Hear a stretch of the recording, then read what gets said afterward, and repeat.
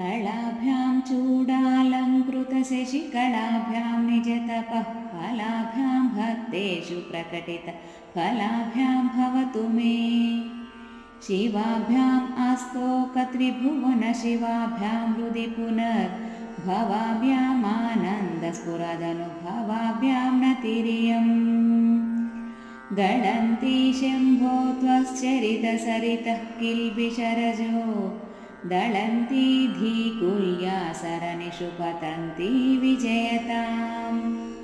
दिशन्ति संसारभ्रमणपरितापोपशमनं वसन्ति मच्चेतो ह्रदभुवि शिवानन्दलहरी।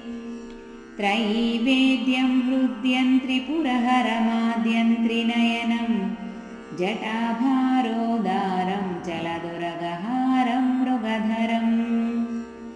महादेवं देवं मयि सदयभावं पशुपतिं चिदालम्बं साम्बं शिवमतिविडम्बं हृदि भजे। सहस्रं वर्तन्ते जगदि विबुधाः क्षुद्रफलदा न मन्ये स्वप्ने वा तदनुसरणं तत्कृतफलम्। हरिब्रह्मादीनामपि निकटभाजामसुलभं चिरं याचे शम्भो शिव तव पदाम्भोजभजनम्।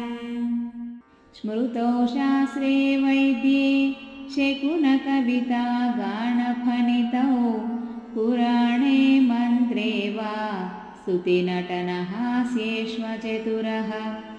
कथं राज्ञां प्रीतिर्भवति मयि कोऽहं पशुपते पशुं मां सर्वज्ञ प्रथित कृपया पालय